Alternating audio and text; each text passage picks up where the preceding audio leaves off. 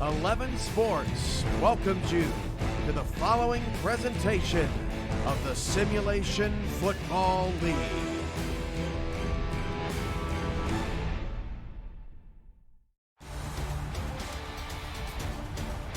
From Tulsa, Oklahoma, welcome to the Simulation Football League in primetime on 11 Sports, presented by APM Music. Alongside Charles Doherty, I'm Cameron Irvine, and tonight, Houston at Tulsa, two teams on the fringe with postseason aspirations and in need of a big victory. Charles, these two teams, as we were talking in pregame, equally flawed in ways, but really skilled in others, and boy, do we have some big names on the field tonight. Yeah, most definitely. Big names on both sides of the ball. We've got two teams here, I would say, have pretty solid defenses. They're probably not where they want to be from an offensive side. I think this is going to be a battle to the last second, evenly matched, and I'm excited to get this thing kicked off.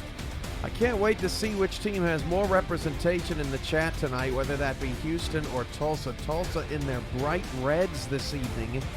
Houston wearing the more subdued maroons, blacks, and golds, as the Hyenas will call the toss tonight. Picking heads, you see Eddie Gage, Kentez Johnson, Anthony Wyo, and Everett Garrison are the captains. It's tails. Tulsa wins the toss. They elect to defer to the second half. And Charles, your keys to the game might be? Keys to the game, efficiency on the offensive side of the ball. I said at the top of the game, we've got two very solid defenses here. You got to limit your mistakes on offense. You got to control the ball. I don't think we're going to have a lot of flashy plays here. It comes down to ball control, time of possession, and limit your mistakes.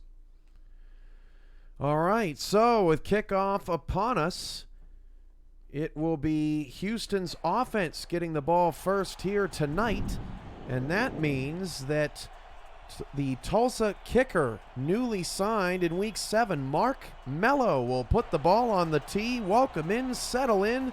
Cameron and Charles, the two big C's on the network. Tulsa, kick it, we're underway. From the 9-yard line, this is a brand new player onto this Houston Hyenas roster. Toby Gieslin with the return, 6'4", 230 pounds, and he's part of a lot of newcomers in this league, Charles, over the last couple of weeks. Over 40 new players just in the last 2 weeks in the SFL. Very exciting. Welcome to the league, Toby. Hope to see a lot more of you tonight. Mark Lopez is on stats in the truck for us tonight. Thanks, Mark, for being here for Sunday night in prime time, and it takes a village to get one of these games off the ground. Offside on the first play for Tulsa. That pass nearly intercepted. But coming off that near side of the line, Tulsa gets a little jumpy at home. As mentioned, in the bright red tops of the white helmets, white pants tonight. But Houston's going to start with an easy 1st and 5. Yeah, I got to shake off those nerves, excitement to get to lock up pad to pad, helmet to helmet. Gib Ledoux actually jumping off sides, and for Ledoux, why wouldn't you jump off sides when you got 12 sacks, itching to get to Kentez Johnson in the backfield? Davidson is now up to 10. This is the leaderboards coming into today. Davidson got a sack earlier today, but Ledoux has been the top of the class in the SFL pretty much all season long. Been tough to catch. 3 in the backfield on a 1st and 5 for Houston at the 30. Just getting underway here on 11 Sports. 4 of 5 games on the network today. Warren Murray dropped for a loss of 2. Espen Real on the tackle. Yeah, Espen Real, he's all-time, I believe, 4th in tackles for a career, and he's got the most record for the most pass deflections in season 10. He's really a force there on defense, and they're going to be relying on him to shut down the running back of Houston.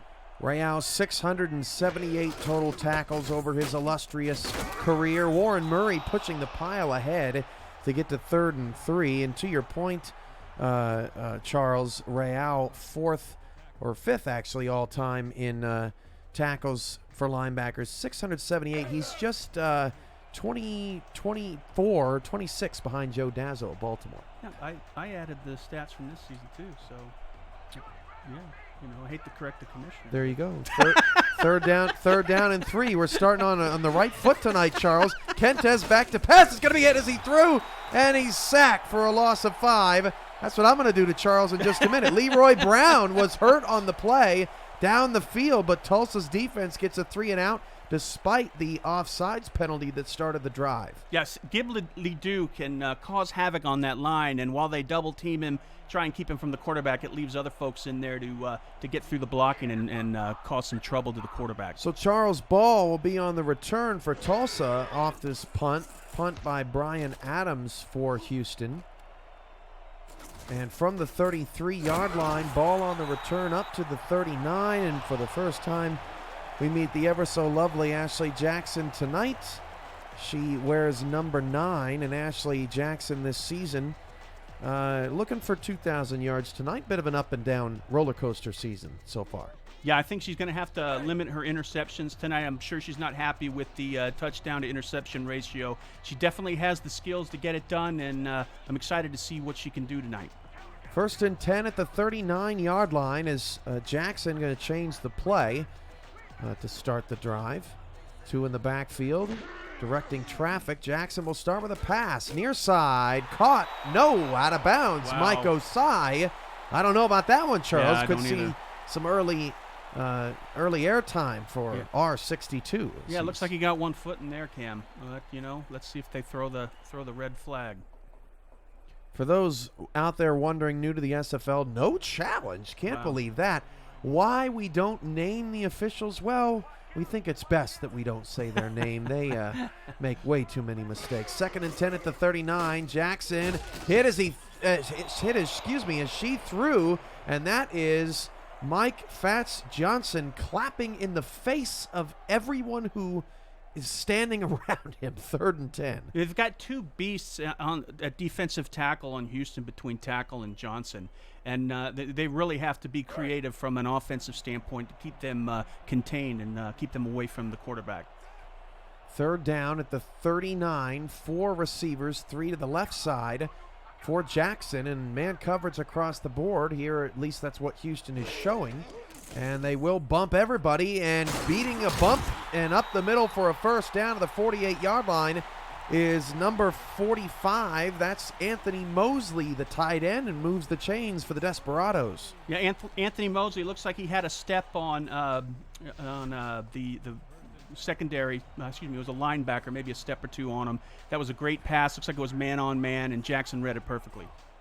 And while Tulsa has the ball, it probably was a little understated at the last drive as Osai makes another, well, actually his first catch, since the other one was ruled out of bounds for 8 yards. But Leroy Brown being hurt on that 3rd down play for Houston is significant. They only have 4 real big contributors on this offense, and you can see the live chat on your screen right now, pretty concerned about Leroy Brown's injury. Yeah, let's hope he gets back later in the game.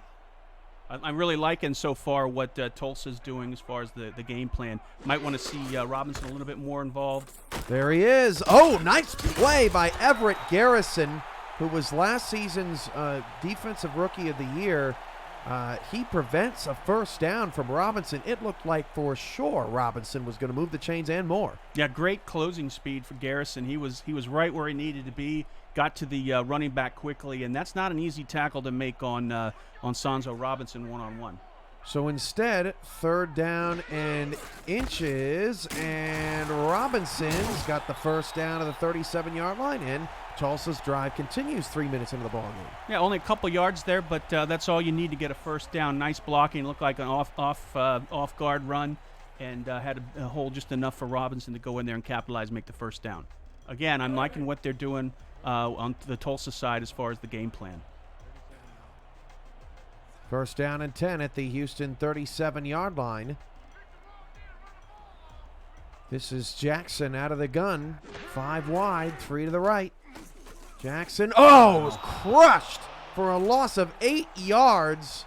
That is Johnson again getting into the backfield as Davis rushes over to congratulate his teammate. Look at this again. Yeah, he's a force, 6'7", 320. I think that's his 6th sack of the season. He's really he needs to be contained, but it's hard when you've got two quality tackles and tackle in Johnson up there. He made no special moves. He just powered, just pure power. Just kept pushing. I believe that was the center back. First sack of the day for Houston. Second down and 18. Handoff. Robinson did get a block, but it was short-lived. Only a 3-yard gain. And quickly, the Tulsa offense, Ashley Jackson, Sonzo Robinson, keep an eye on those two in the backfield. Trio of receivers, Stephen Bush, Corey Jones, Mike Osai, and then Anthony Mosley, the tight end. A talented offense here in Tulsa. Yeah, very talented. It looks like Corey Jones is the #1 target of Ashley Jackson. Let's see if she goes to him tonight on this play. Third down and 15, but can get about 10 for field goal range. Jackson stepping up in the pocket, and it guns it down the field, caught for a first down to the 20-yard line. Mike Osai with his second catch, and that was an absolute missile. Her best throw of the night easily so far. Yeah, definitely a missile. Got it where it needed to be. Also had some pressure up there. She had the presence of mind to step up in the pocket, look downfield maybe to her second, third progression, and got rid of the ball. Anthony Weil on the tackle. Top-tier defense here in Houston. Chad Tackle and Mike Johnson on the line to keep an eye on. Two linebackers as well, B.J. Lovelace and Rodney Panani. Secondary includes Aiden Davis, Everett Garrison, Eddie Gage, and Anthony Wyo as Robinson gets nothing. Loveless and Wyo combine for that stop. Yeah, Wyo and Loveless, those two together, that as linebacker and free safety together, they can cause havoc as far as shutting down the run. They're both very good at tackling. They read that play perfectly. Not a big hole for Robinson to get through, and they shut it down. Second down and 10 at the 19-yard line out of the eye for Ashley Jackson. 7 in the box, handoff Robinson. Boy, they just ran it right at him. Unafraid, Tulsa on the opening drive. They have bled over 4 minutes off this first quarter clock, and now it's 3rd and 1 from the 11. Yeah, it's impressive. They came. It was a 3rd and 15, moved the ball. Yeah, great point. Great pass. They're balancing out their play selection there. And right now, it looks like Houston's scratching their head trying to figure out what's next. 3rd down and 1 at the 11-yard line, and Robinson didn't get it. So that'll bring up a 4th and inches, and I think it's, even though this has been a nice productive drive, Houston has struggled offensively at times this season, Charles, so I think it'd probably be too early to go for this here. Yeah, let's see what Mello can do. Let's get some points on the board and count it as a Let's see, Charles. The class I was watching. Now, this is gutsy. If they go for this, absolutely, this is gutsy. Absolutely. I was watching Oregon and Auburn this last night, and I actually saw Oregon use this strategy. They came out there, they tried to get the hard count, then they burned a timeout, and I went into our community later, and I said, "See, it does still happen." Well, it's got to work enough for the coaches to keep using it. I think that in the SFL culture and the internet culture, everybody just very impatient. Impatient culture, much more so than maybe in Oregon or in Auburn or any professional football. These coaches want to go for it all the time, and they just want all the points. I want to see Mello kick. That's right, I do too. Welcome to the league, Mark Mello. Let's see what you can do. Mark Mello trying to put the first points up on the board with 4:28 to go in the first quarter. And from 27 yards out, Mello's field goal is up and is good. And Tulsa's on the board first. It's 3-0 Desperados over the Hyenas after a very long drive. Houston holds for 3. We're back to Tulsa in a moment. You're watching the SFL on 11 Sports.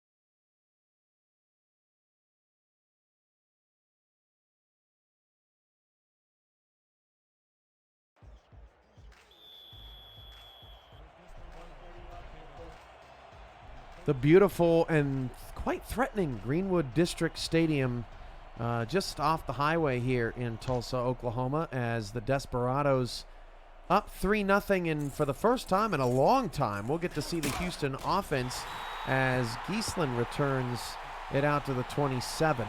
And with Leroy Brown, we still do not have a diagnosis on him, Charles, and we didn't even get to see a replay. I have no idea how he got hurt. I know, yeah, I have no clue. I hope he's okay. I hope he gets back soon. But that was an impressive drive by Tulsa. They didn't get a touchdown, but they got points on the board.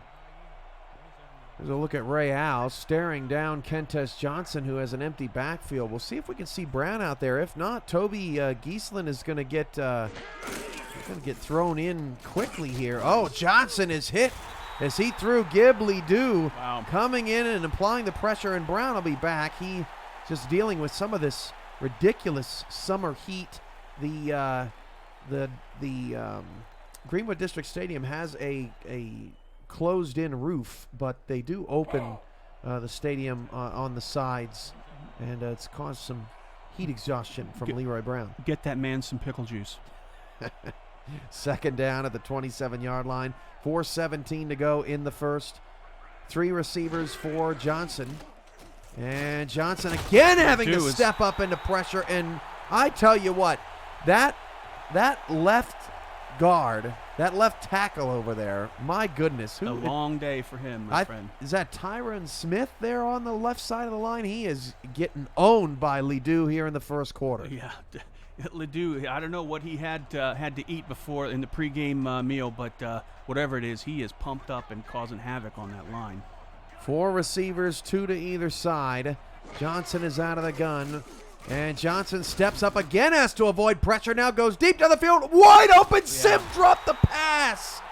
Yeah. No, and actually, forgive me, my apologies, that was Greg Corky down the field, the legend who's apparently doesn't have the hands in his older age, and Houston will have to punt away again. What a missed opportunity. Yeah, that was an odd play from the start. I don't know if I've ever seen a lineman do that when rushing a quarterback doing a guard-to-guard run. I don't know what he was doing, but he clearly had a shot at the quarterback there, and it looked like Johnson was able to get rid of it, but unfortunately the receiver wasn't able to bring it in. So Tulsa's off to the early start and get yet another stop, and Ghibli-Doo has been a difference maker. Ball up to the 36-yard line, and that brings us to another quick break. 3-0 Tulsa. They have momentum and control of the football. Ashley Jackson, with her second series on offense, will be on the field when we come back.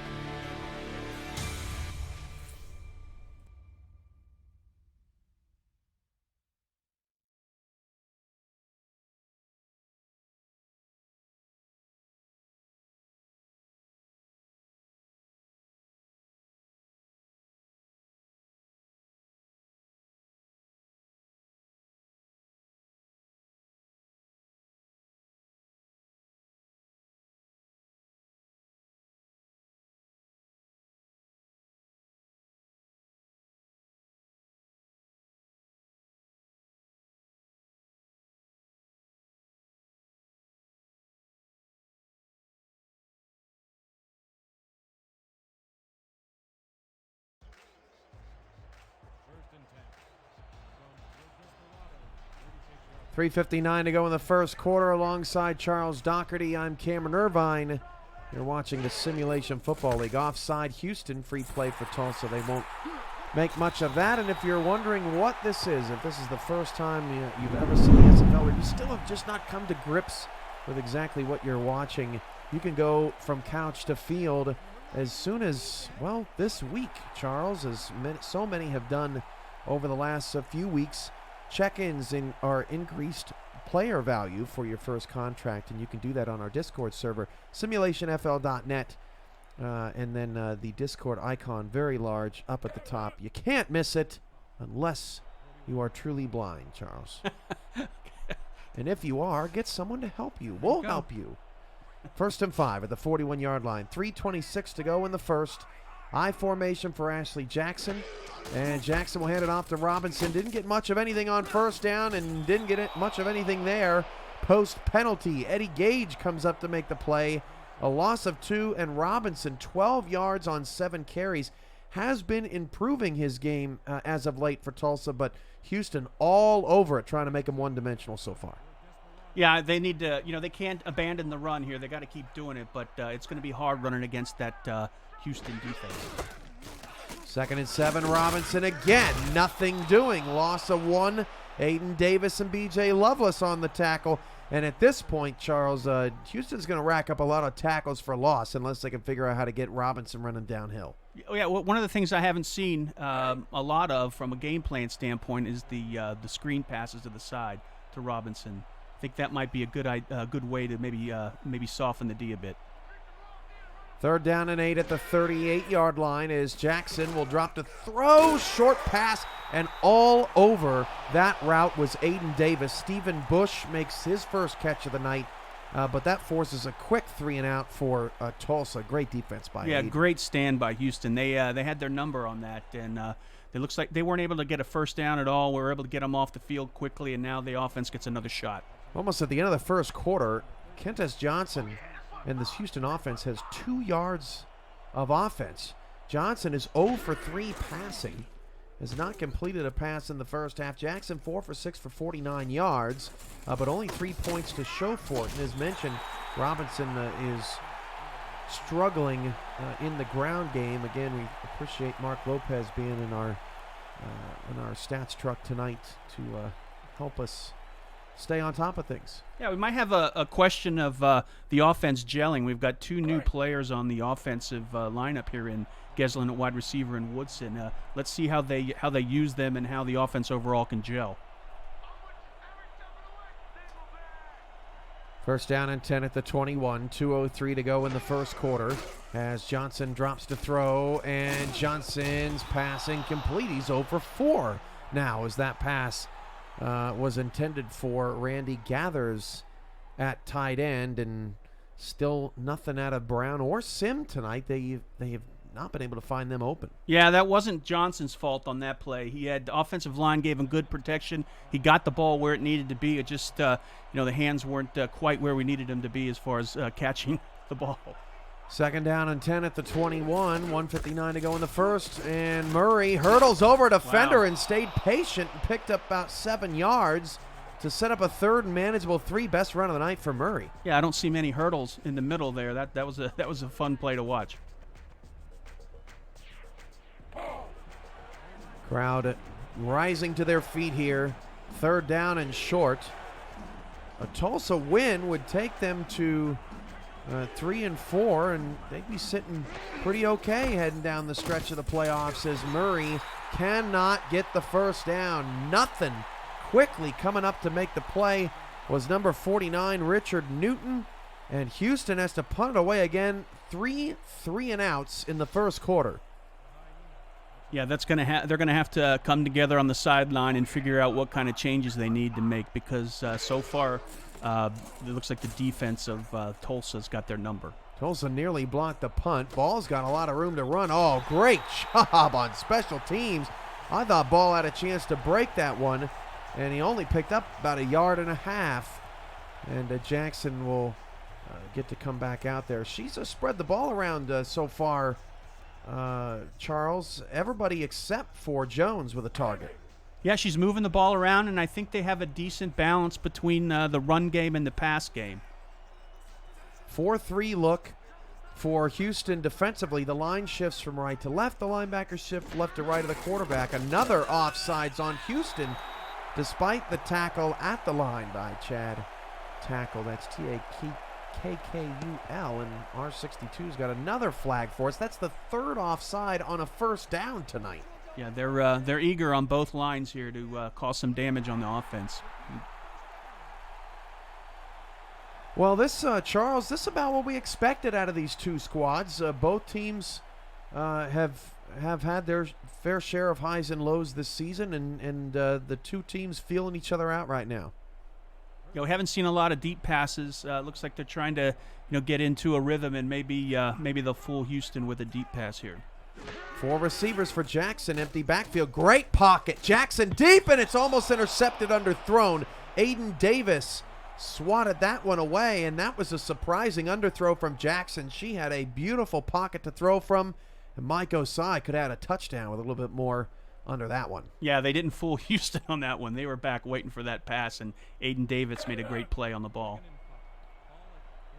Second down at the 39 off the penalty, and neither team has been able to do much with these first and short situations on first down. Trips off the left side for Jackson, and out of that bunch, out past the 45 and a first down to the 47-yard line. That's Stephen Bush for the first down.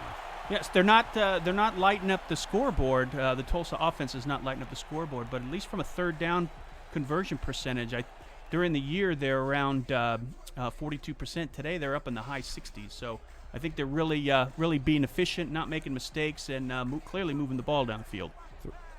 First and 10 at the 47, 3 of 5 on third downs to help keep drives moving. Jackson down the middle, caught by Bush and a defender. That was Wyo off center trying to make the play on that. And that gets the ball to the 28 on the final play of the quarter. Yeah, that was nice touch on that pass there to Bush. Wyo got all sorts of turnaround there, snatching at air.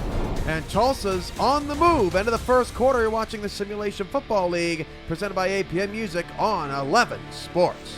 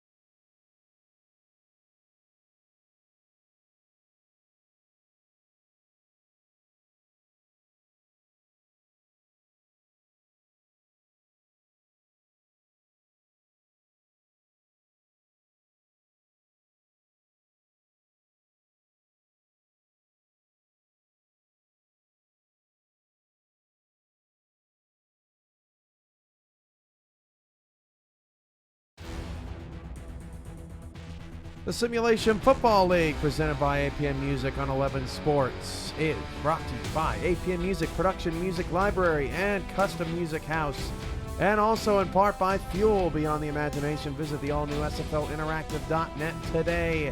By Matt Doyle Designs, official branding partner of the SFL, and by MediaTek Institute. Turn your passion into your profession. Aerial shots of Tulsa provided to you by airviews.com. Visit airviews.com, V-U-Z, for more information. Start of the second quarter, 3-0 Tulsa on top of Houston alongside Charles Doherty. I am Cameron Irvine, and had an interesting first quarter full of mostly Tulsa's offense marching down the field, although Houston's made it difficult. Stephen Bush with the longest catch of the game on that previous play. play. It went for 26 yards. Jackson fires it out again, caught for a 5-yard pickup. That's Bush, and Jackson is now 7 of 9 in the first half. I like the way Jackson is running the offense here. She's not getting desperate to throw the deep ball into coverage, and she's seen that Corey Jones has been shut out so far, and she's spreading it to other folks and moving the ball down the field. 2nd down and 5, 10.5 to go in the first half. 2 in the backfield, handoff Robinson. Robinson's got a couple of blocks, gets a first down, drug backwards to about the 20-yard line, but forward progress puts him at the 17. Gage on the tackle, but not before Tulsa gets in the red zone. Yeah, that's a solid run by Robinson. Good blocking up front against a very tough line on the Houston side. 10-10 to go first half. Shout-outs DR Sim 80, Eddie Gage, AJ Today Jackson, all in action tonight right now. AJ picks 6. Deacon Nickens in the chat, DXNT Wow. new, and a touchdown for Tulsa at the tail end of the shout-outs. Corey Jones, first target, first score, 9-0 Tulsa. Yep, like you said, first target, first score. They weren't able to shut him down, or they were able to shut him down the first quarter, but not so much in the second. Again, really like the way that Jackson's managing the offense, not making a lot of mistakes, very efficient, spreading the ball around, and she was able to slip it into Jones. You can see the chat on your screen as right now Damon talking about worrying about his health. You're only 40, man. 40's the new 25, isn't it? Isn't it, Charles? I thought 50 was. Is that what you're hoping for, Charles? Sorry, that was for earlier. I knew I'd get you back at some point. 10-0.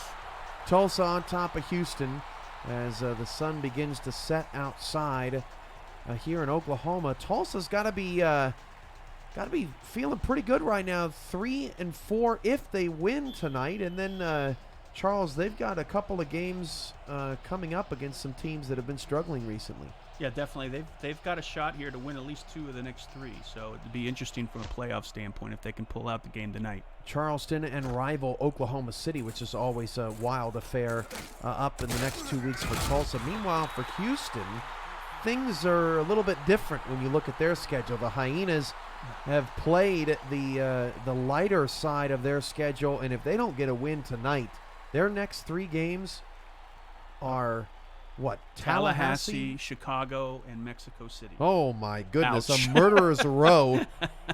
3 teams with 2 losses each. That's it, and we're in week 8, ladies and gentlemen. 1st and 10 at the 26-yard line, 9:53 to go in the first half. Warren Murray takes the handoff, picks up 3. So when you put it in perspective, Charles, this puts a heavy burden on the Hyenas tonight. They still have not had their bye. So they've already played 1 more game than Tulsa, too. They need to find something, some type of spark on offense. I think that last run there put them into double digits from a yardage standpoint. I think they were at single digits leading up to now. Yeah, and Kentez Johnson still does not have a completed pass. Just 12 rushing yards for Murray in the first half. Warren Murray, one man to beat. He's going to drag Charles Ball for a first down to the 39-yard line. And right now, you just keep doing what's working because this passing game has not been able to figure it out. Yeah, if you got a ride on the back of Murray, that's not a bad thing. He's a good running back.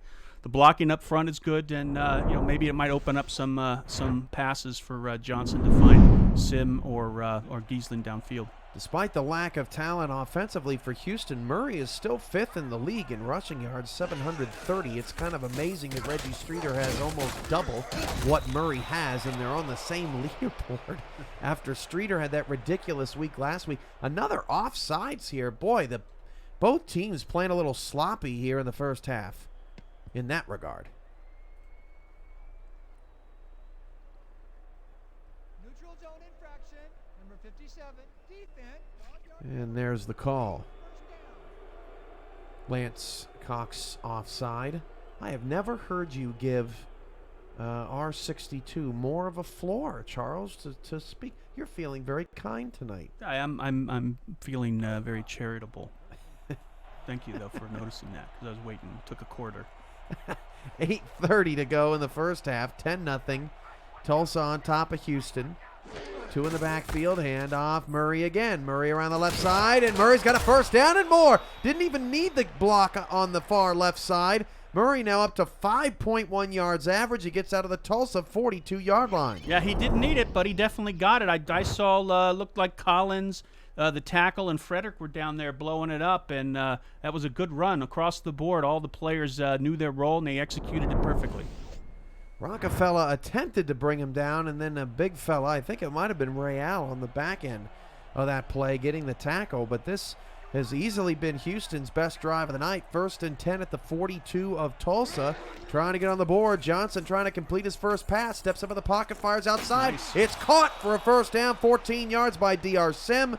And the tackle on the outside made by Dante West, their number 1 corner. Yeah, they're going to have to, I said they have to keep handing the rock to Murray, but somehow they got to find a way to get the ball to D.R. Sim, the Hall of Famer. He's first in career yards, second in all-time touchdowns, and he's catching up on, he's catching up on James Cooley there. James Cooley, man, that's a name I haven't heard in a long time.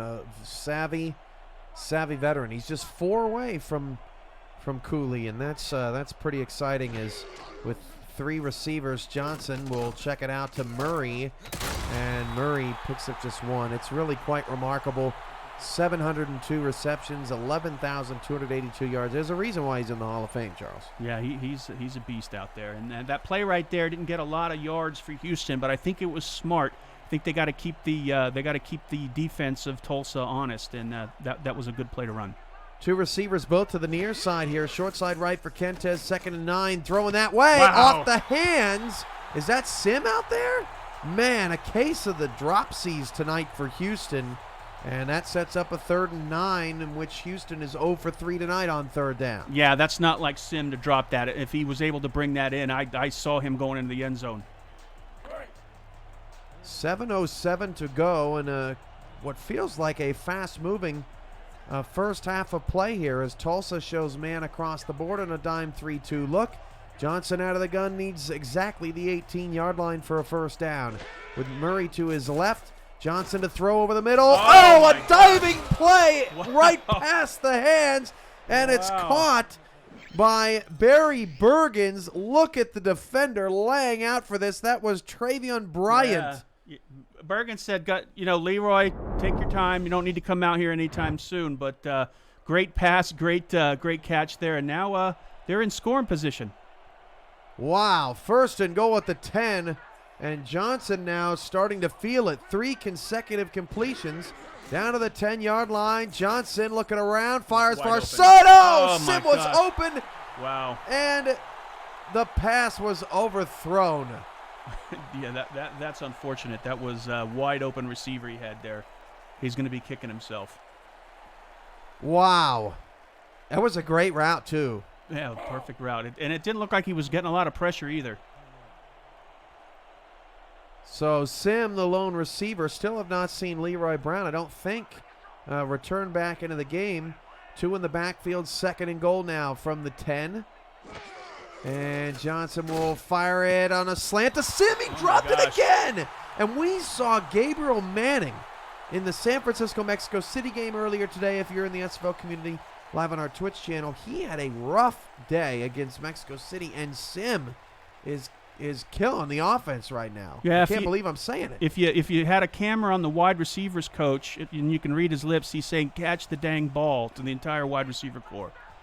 Bunch over the left side now on 3rd down and goal after this promising drive has come to a halt on the last 2 plays. Johnson deep drop back, wide open Sim, but the pass a little behind him. There is a flag late on the play.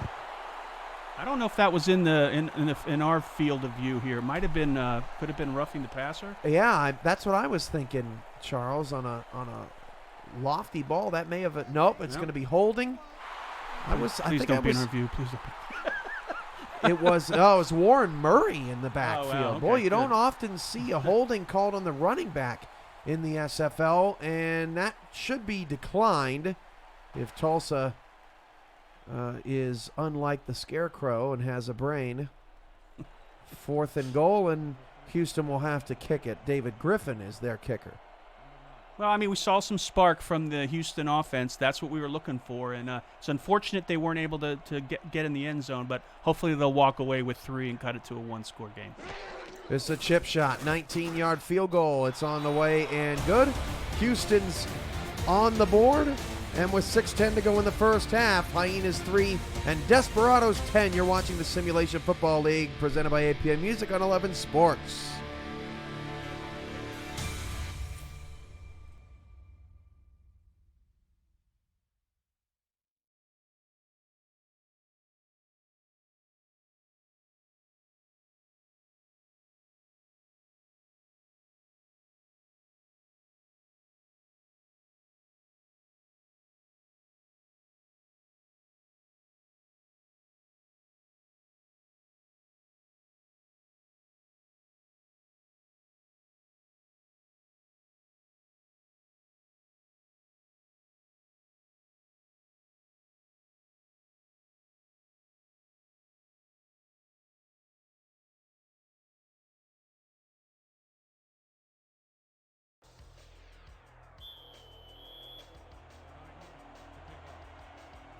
.610 to go in the first half. Welcome back to Tulsa, Oklahoma.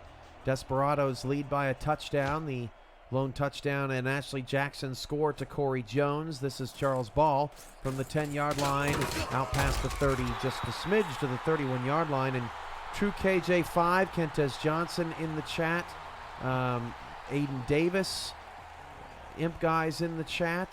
Eddie Gage is in the chat. Lots of Hyenas representing tonight, and some frustration being shown by that missed opportunity in the red zone. And sometimes, Charles, when you've had back-to-back seasons like Houston has, after almost reaching the promised land and back-to-back seasons before that in the semifinals, sometimes you just start to get down on yourself or feel like maybe you're down on your luck and nothing's going to change. But positive attitude is key here in moments like this, right, Charles? Yeah, definitely. And you got to give some credit to Kentez Johnson on that last drive. He did everything he could possibly do, short of actually catching the ball himself. I mean, he was did some heads-up plays, didn't make any mistakes. Unfortunately, a couple balls got in the hands and hit the deck. 2 receivers, 1 either side for Jackson to start the drive. On a 2nd down and 7 after the Robinson 3-yard run. Robinson takes another handoff, and Wyo makes the stop after a 4-yard pickup. 24 yards on 11 carries. I certainly respect Tulsa for trying to continue to hammer down this run game, because Robinson definitely has the explosiveness to bust off a big one. Yeah, in this league, you definitely don't want to be one-dimensional. So, again, even if you're not busting out 10 yards per carry, I mean, you still got to keep the running back in the game. Jackson's 8 of 10 for 105 yards through the air. This will be her 11th pass, and she dumps that one over the middle to Mosley. First down to the 42-yard line. And now Tulsa's going to try to change some momentum, or some tempo, I should say, in this game. 9 for 11. They go no huddle. First down to the 42. Jackson again down the middle of the field. Oh, what a play! Dangerous. As I believe Lovelace was the man to dive in front of that. Lovelace gets all the way back to the 45, and now he drops back down in coverage again. Jackson, far side, wide open. Osai for 9. Yeah, I'm really impressed with how Jackson's managing this offense. 3rd and 1. Tight end off the left, and Jackson stays patient in the pocket, dumps it off to Robinson. Boy, you could tell she went through her reads on that Definitely. play. Nice and patient. You know, she heard some footsteps from that tough Houston line, but she stood in there, got the ball to the right receiver, and got a first down. Mark Lopez getting a workout in our stats truck. 11 of 14 now for Jackson. Now 12 of 15. That's Mosley for a 4-yard gain. And Anthony Mosley now tonight has 3 receptions, just trailing Bush's 5. Yeah, it's always good to get the tight end involved in the game as well. I mean, we talk about getting the running back involved, but if you got a tight end, you can dump the ball off too. It also causes some troubles for the defense. Tulsa is 6 for 8 on 3rd down in the first half. That's remarkable. You don't often see percentage that high. 2nd and 6. Robinson almost got the first down, but good athleticism from tackle to drag him down from behind, and another 3rd and short coming up for Tulsa. Yeah, smart play calling, very solid execution, and they've got a manageable 3rd and 2 here. 3:35 to go in the first half. Jackson calmly and confidently walks up to the line. 7 in the box for Houston linebackers. Shift over a little bit more to the right. See all 11 on the screen there. Jackson again, great pocket. Oh, what a catch! One-handed as Mike Osai dips a bucket in the water and get the first down to the 24-yard line. Yeah, Mike Osai, he's when you get him the ball, he definitely is very productive, and he was wide open. Not sure what happened in the coverage, but you can't leave Osai open like that. Follow the SFL, or like the SFL rather, on Instagram at SimulationFL. Give our great partner Nation's Best a like while you're there too. They do some great stuff, and we look forward to continuing our relationship with them. Big things going on in 2020 with Nation's Best, the SFL, and some of our mutual partners. Under 3 to go after the Robinson 2-yard run. Yeah, it's a good test here for Ashley Jackson. Excuse me, getting close to the red zone here. Big 2nd and 8. Osai quietly with 50 first-half receiving yards on 4 receptions. Formerly a Dallas Roughneck. Also played some in Baltimore. And again, Mosley over the middle. And I really like how they're using Mosley to make 3rd down more manageable against a very stingy defense, keeping them on their heels. Yeah, why not? I mean, Mosley's 6'5", 248. He's a big tight end there. And, you could always say that maybe they should have targeted him more. He's only been targeted 26 times, and that's down at the bottom as far as the starting receivers and tight ends. 3rd down and 3 at the 17-yard line. Split backs. Jackson back to throw. Jackson's pass caught again at the 8. 1st and goal. Jackson is 15 of 18 in the first half, and we've reached the 2-minute warning. The chat is pumping right now as Houston tries to get a stop and Tulsa tries to extend the lead. This is the SFL on 11 Sports, and we're back in a moment.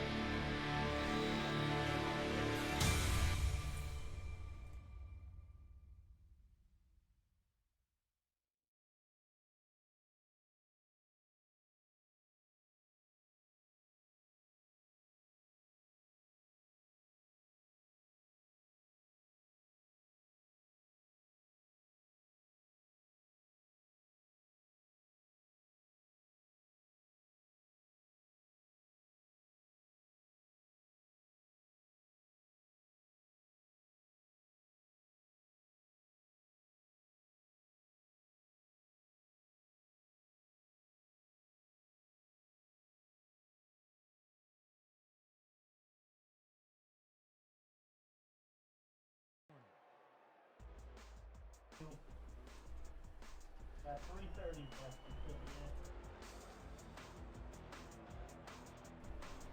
2 minutes to go in the first half, and Tulsa has an opportunity to extend their lead up by 7. 2 in the backfield in a tight ball game here in the first half, although Tulsa has controlled most of the way. Dump off on a check down. That's the fullback, Buffalo Marshall, making that play. 2nd and goal, and Tulsa in no hurry. Yeah, no hurry. The offensive line is giving the quarterback plenty of time. She's standing in there, going through a progression, then she's able to make the right pass at the right time. 95 seconds first half out of the eye for Jackson. 4-3 look. Again, look at the space at the top of the screen there. Running a slant. Doesn't matter. Robinson walks in untouched, and Tulsa's got a touchdown. Yeah, and we got our 2nd hurdle of the game. Nicely done. Good run. Great series there for Tulsa. Robinson made that hurdle look easy.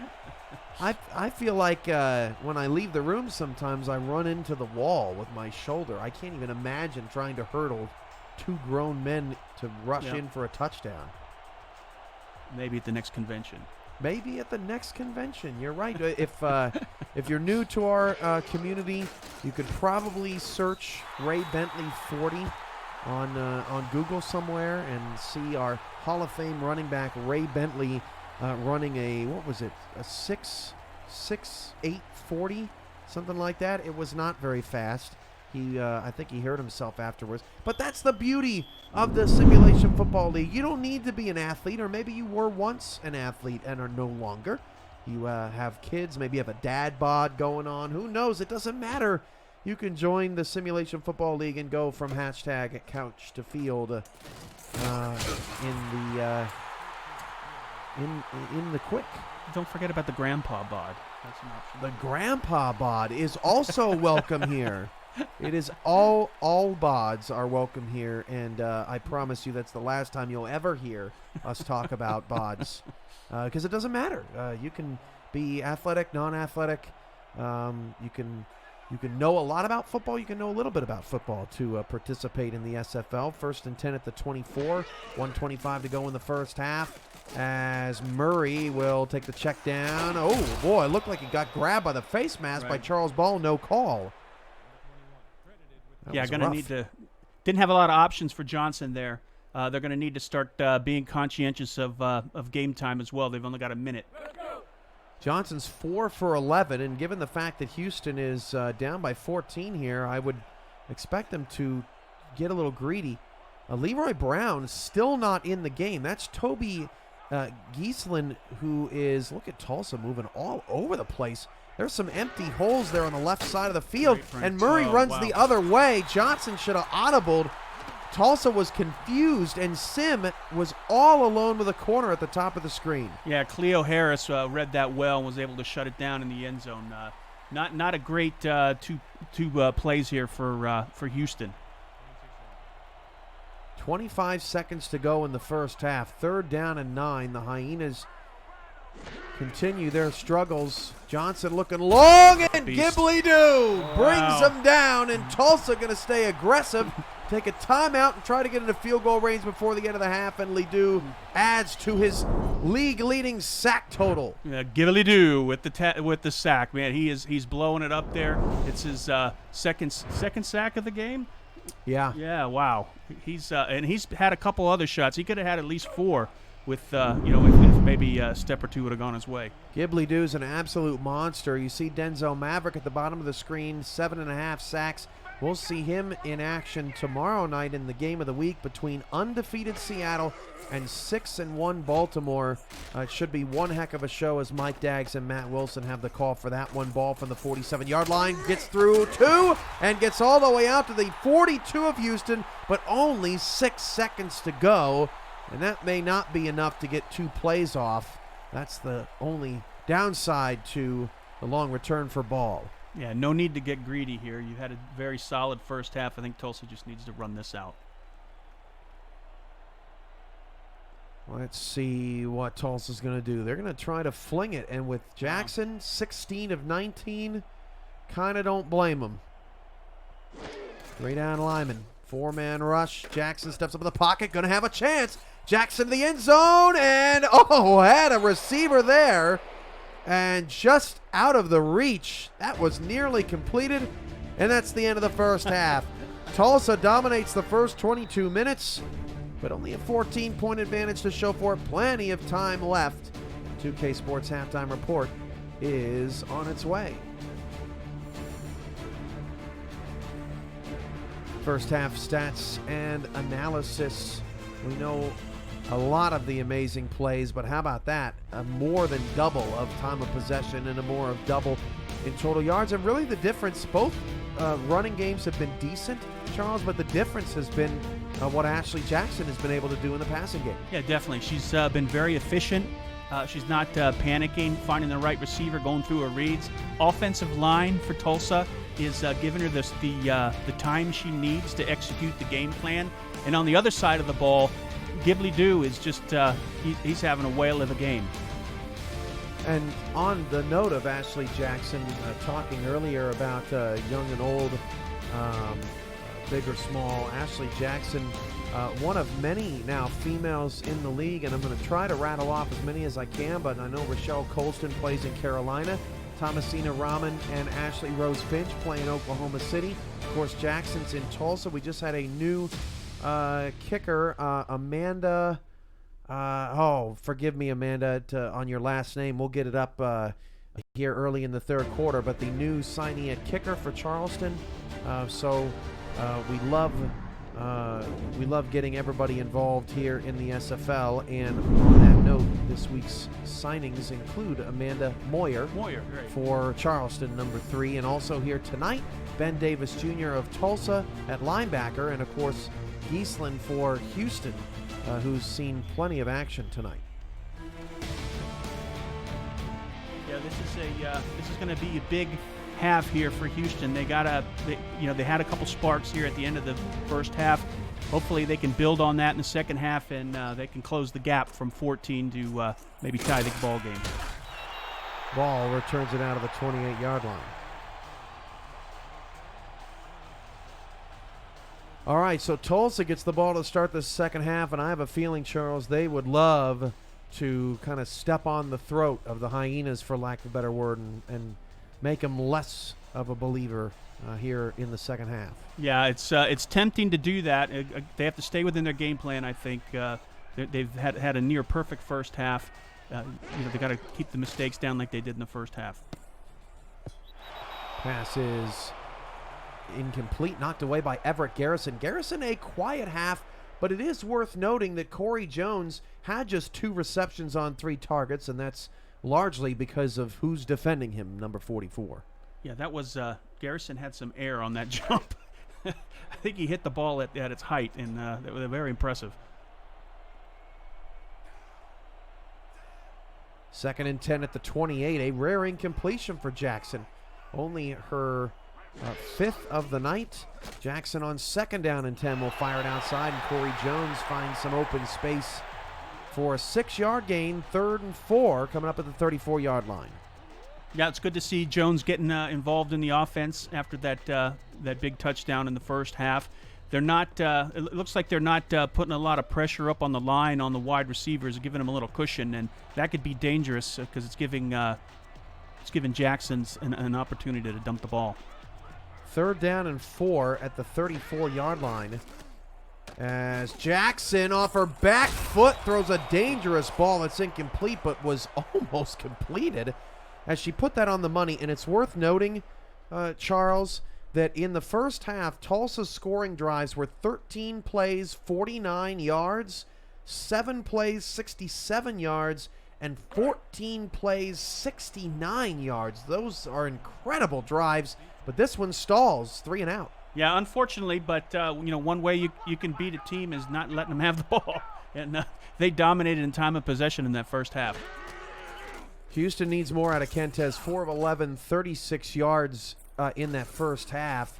Not often you see a quarterback throwing less than 50% in the SFL as Giesland returns it up to the 30-yard line. And hopefully for Houston, we'll see Leroy Brown back out there. He is a dynamic, deep threat playmaker for Houston. And to Johnson's defense, I think he needs a little help from his wide receiving team. They dropped a couple easy catches, and I'm sure they want to have them all back. Chili Dog 25 is back in the chat. I love saying that username. I don't know what it is about Chili Dog. But are you hungry? Yeah, that's probably what it is. Murray cannot get away, and the blocker late to get out there. Dante West again on a nice stop, and we really have not touched on as much as we should this Tulsa defense. Ghibli Dew, along with Ben Davis Jr., who was signed last week, and Espen Real, 3 guys to keep an eye on in the front 7. Nate Heslep is coupled with Dante West at the cornerback position. Kanye Rockefeller's had a quiet night at free safety, as Houston really hasn't tested him much. He's a former Hyena, as they'll flip it out to Murray with some blockers. Murray got away, and Murray spun inside, should have gone outside, had some room, but either way, Warren Murray gets a first down for Houston. Yeah, Warren Murray had great play there. He had Trent Frederick and Tyron Smith helping him out. They were able to take out two offensive linemen. Were able to take out 3 defenders and allow, Warren Murray to get a first down. The Chili Dog was asking in the chat, so are the coaches calling plays?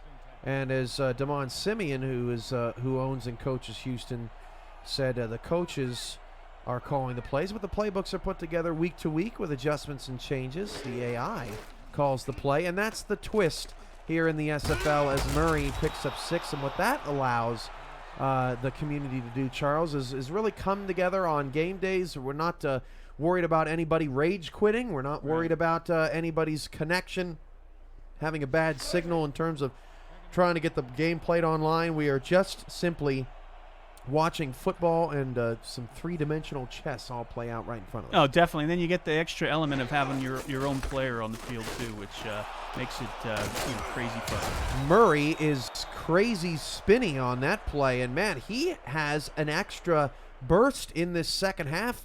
Charles, first down to the Tulsa 42. Check out this run. Yeah, he's starting to heat up a little bit. You got to keep giving the guy that ball because he's been making some very positive yard gains every time he touches the ball. Nate Heslep got all kinds of turned around on that play. 8.5 to go in the third quarter. There's a look at Charles' ball. Tulsa has played a very steady game of football tonight. 2 in the backfield for Johnson, and just as I say that, commentators curse. Ledoux jumps off sides again. And if his name is Ledoux, you're not supposed to do that. Don't do that. Yeah. Yeah, that's the Exactly. second time he jumped. He's hungry and he wants that quarterback, but maybe a little too excited on that play. That's really the only downside to the way Tulsa's played tonight. They've kept a clean sheet. The running game has left a little to be desired, but they haven't abandoned it totally. Their defense has played sharp. Definitely, they're definitely playing sharp, and offensive line is going to be exhausted for Houston at the end of this game. 1st and 5 at the 37. Let's see if Houston can convert this 1st and short into something. Johnson took a hit late. Should have been Great run. flagged for roughing the passer, and a nice vision again by Warren Murray to get the first down to the 31-yard line. Best drive of the night easily for Houston. Yeah, definitely. The play was designed to go on the outside. Murray saw a huge hole inside, took it in, got a couple, maybe 6, 7 extra yards. Heads-up play by Murray, first down. Houston staying out of third down where they're only 1 for 6. 1st and 10 at the 31-yard line. 7:20 to go in the third. Johnson back to pass. Johnson off his back foot. Almost caught. Would have been a very, very difficult catch. That was Sim again, who's being credited with his 3rd drop of the night.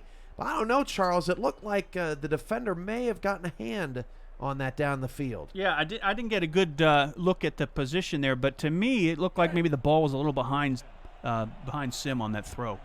He had to turn around and catch it, and the defender was right there. Still no Leroy Brown for Houston. Toby Gieslin is the second receiver right now, who was just picked up this week, but has not seen a target recently. Johnson on 2nd down and Nice. 10 going long. Sim dropped it again. Charles, I cannot believe this. This is quite possibly his worst performance of his career. This is the #1 receiver in league history. Yeah, it's the twilight zone. I mean, that he doesn't do that. I'm scratching my head, not sure what's going on the field. 3rd and 10. Johnson has to be beside himself. 9 of 17 passing. 7:12 to go in the third. 3rd down and 10. He'll fire it outside. It's knocked away and intercepted. And then Murray did not realize what was happening, and the defender blew right past him. It's Travion Bryant, and it's a pick 6. Touchdown for Tulsa, and the lid has come off of Greenwood District Stadium. Yeah, what a play by the Tulsa defense. They read that. They had looked like the cornerback and the safety were there waiting for that ball. On a tip, Bryant picked it up and took it to the house. Watch Murray. He has no clue. He didn't even know the ball is thrown. Right.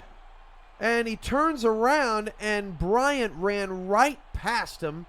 More, I would put that in the bad luck category there, Charles, because, I mean, Murray's going out there on a route, turns around to catch the ball, and has no idea that the defender's picked it off and is running behind him.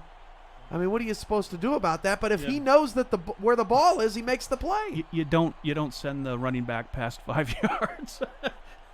They're not used to running those routes as much as the tight ends and the wide receivers are. Wow. So Tulsa on a pick 6 after a very good drive from Houston ends in offensive head scratches. 24-3, Tulsa up 21, and Houston in big trouble. We're back to Tulsa in a moment. You're watching the SFL on 11 Sports.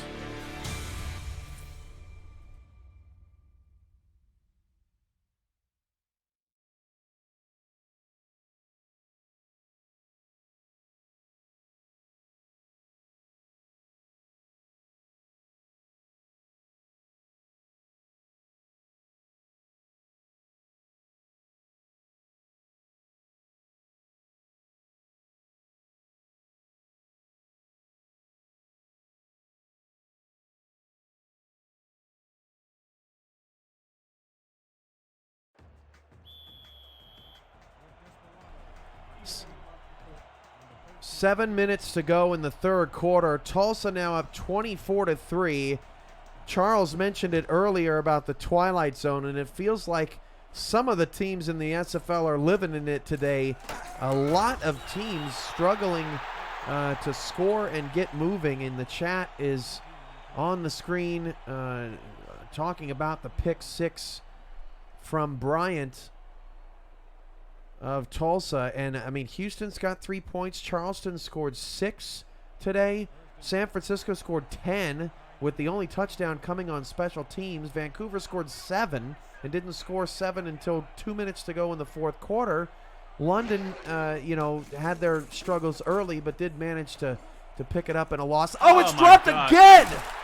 You've got to be kidding me. Kanye Rockefeller with the interception. And if I'm Kentez Johnson right now, I'm saying, look, don't look at me. I can't do anything else.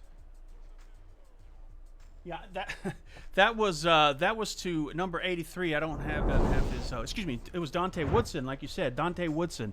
He had it in his hands, dropped it, or tipped it up in the air. That was another odd play in the twilight zone. And if you're the coaching staff of Houston, you're saying to your players, hey, look, I can only put you in position. Right. I cannot catch the pass for you. And I mean, that's not necessarily something that you can look at as a schematic issue. As Robinson gets a carry for 8 yards. Now, what we can point at, Charles, is obviously Leroy Brown is out of the game. Houston continues to suffer from an injury bug that is quite simply just unlucky. But also the combination of Leroy Brown and Toby Geeslin have been targeted 0 times. Yep. Warren Murray has 7 receptions. Sim has 6 targets.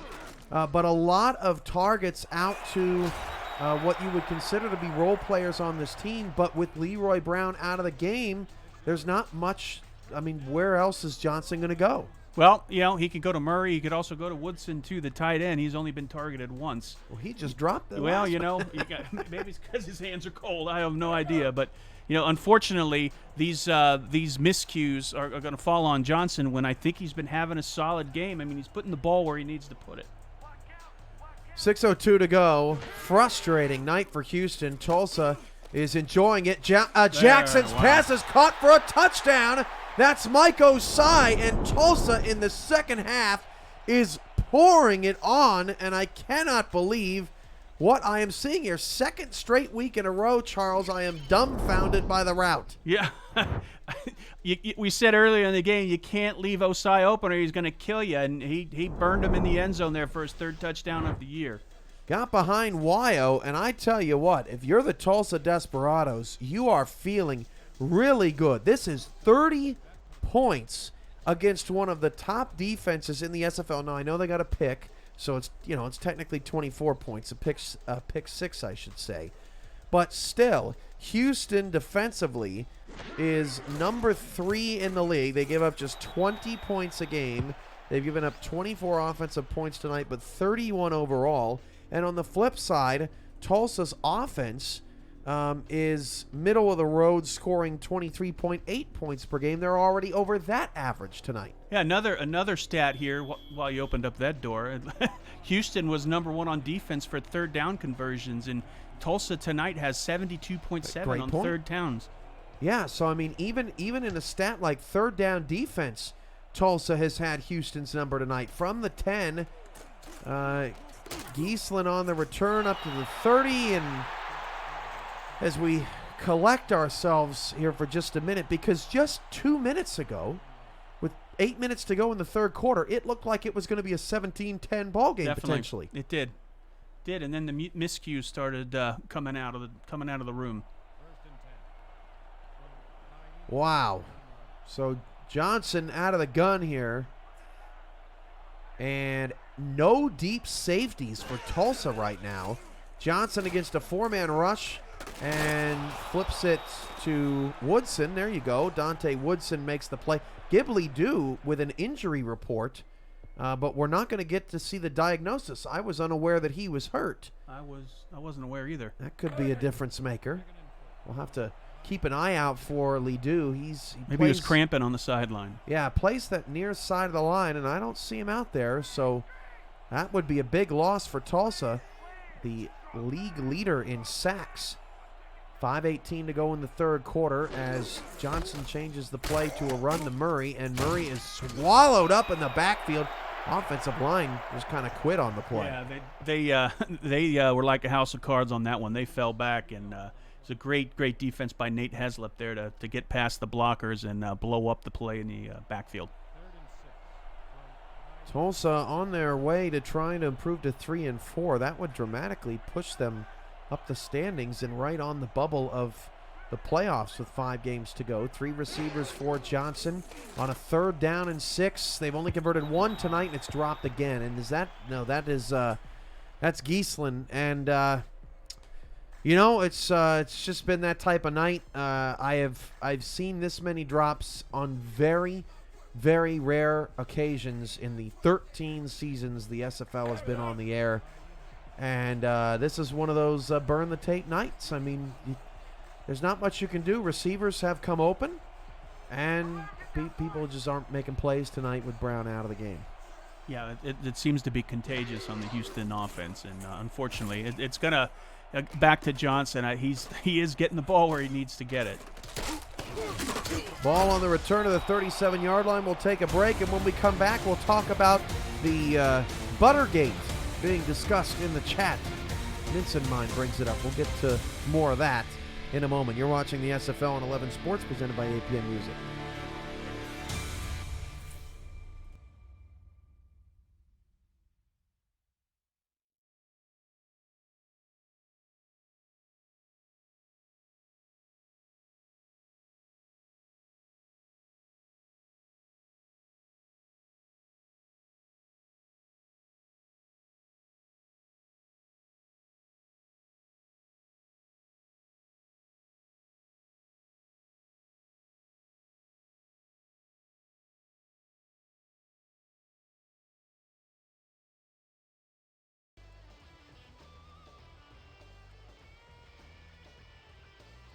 .432 to go in the third quarter. Ball at the 37-yard line for Tulsa on their side of the field. Minson Mind talking about Buttergate before the break. Tulsa secretly put butter on all the Houston wide receivers' gloves. Trust me. I have a feeling that that's not entirely true. But in the Simulation Football League, Charles, this is why this is what makes the league so special and so gut-wrenching in a way, because sometimes you have games that even if everything was under your control, you just can't control everything. As a coach, as an owner from the sideline, you can't make players catch the ball. You can't make a coach call a specific play if you're an owner. I mean, you just kind of have to sit there and watch your team struggle or not struggle, and that's part of the pleasure and the pain of the SFL. Yeah, definitely. You definitely see some wacky things happen in these games, and just hold on tight. Every game has something exciting, and wow, here this whole Buttergate thing is just blowing my mind. 3:59 to go in the third quarter. Jackson's going to spread them all out. 8 of 11 on 3rd down against the #1 3rd down defense coming into the night. Goes 5 wide. Jackson going to fire middle of the field. Caught. Stephen Bush first down to the 44 of Houston. Bush and the Jackson and the passing game continues to feast. Yeah, I mean that was a great play. He was wide open. I almost thought he was going to run into the ref there for a second, but he was able to catch it without any defender around. He had at least 3 steps. Good play. And Jackson again I could say this might be one of her best games of the season. Yeah, 20 for 27, 212 yards, 2 touchdowns, no picks, a QBR of 121.2. And the way that she's mixed the ball as well. Osai, 8 targets. Bush, 7 targets. Jones, 4 targets. Mosley, 4 targets. She is spreading it out, and that's target number 5 for Mosley. A 9-yard gain to the Houston 35-yard line. And Mosley gives this offense such a dynamic change of pace. One of the more talented offenses that hasn't realized their potential until maybe tonight. Yeah, and the offensive line looks like they're settling it in. They started out a little shaky in the first quarter, but they're holding their own against a very stout defensive line of the Houston Hyenas. Handoff, Robinson got a first down, and another move of the chains. 48 yards for Robinson, 40 for Murray with 2:45 to go in the third quarter.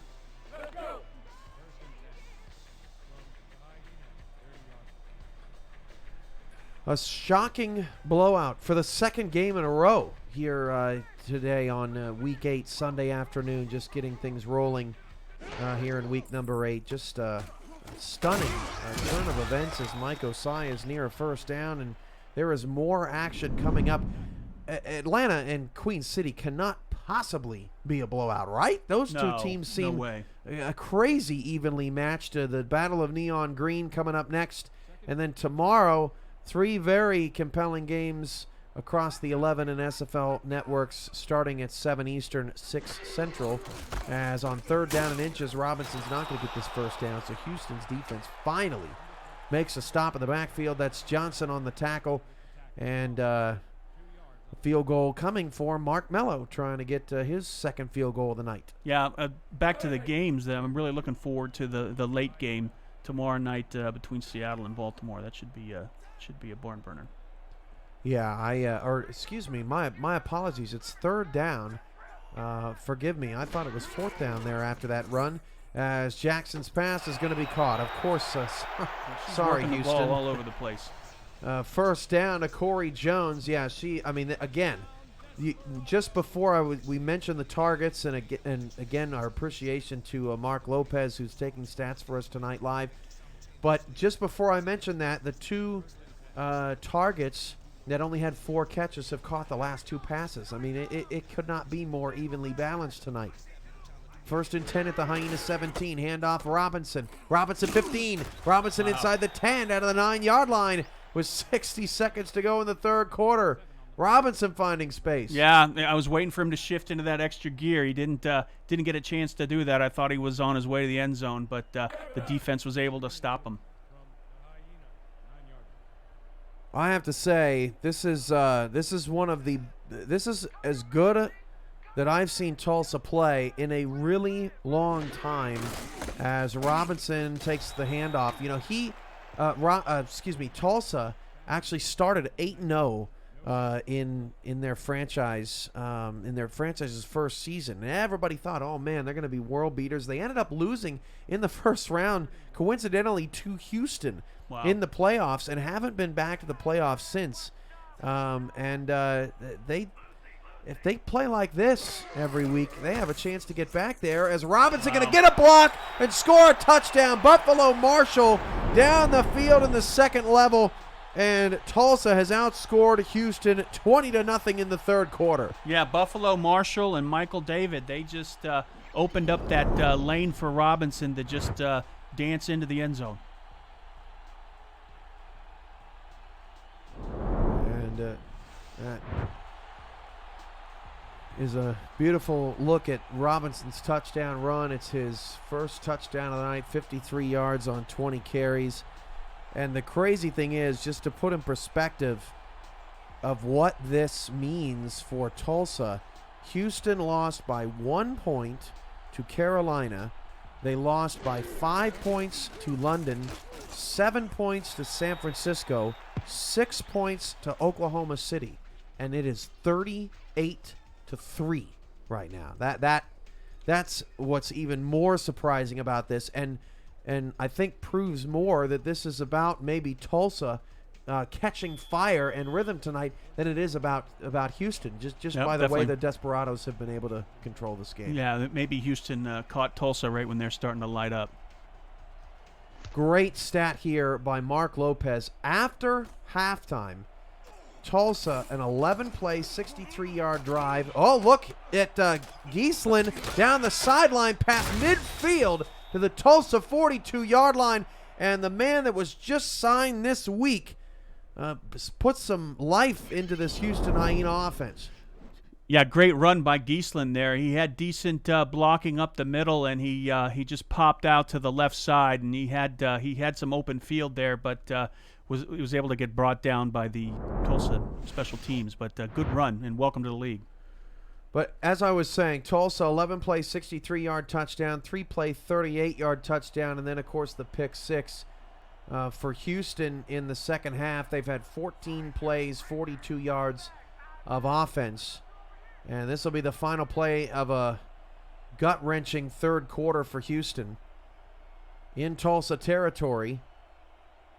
Kentez taking forever to snap this football. And the handoff goes to Murray. No, he couldn't even hand the ball off. And that's the end of the third quarter as Johnson gets sacked on a running play. 38-3, Tulsa all over Houston. We're back for the fourth quarter and more SFL action on 11 Sports in a moment. 30, please.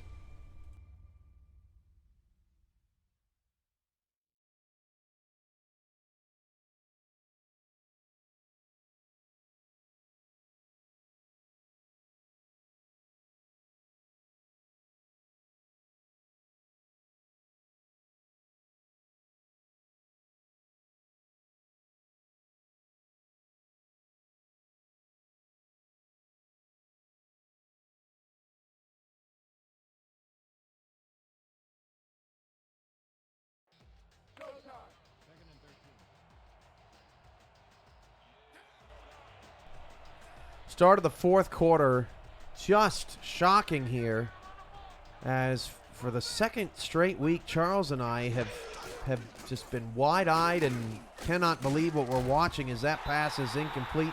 It's Leroy Brown back in the game for the first time. So at least, I mean, Kentez Johnson recognizing that Leroy Brown back in the game, and he was blanketed. Yep, blanketed by Nate Heslop. He was all over him. Welcome back, Leroy. Your team needs you. In a big way. Brown's at the bottom of the screen, 4 wide for Johnson, 5 down, or 5 in the box for Tulsa.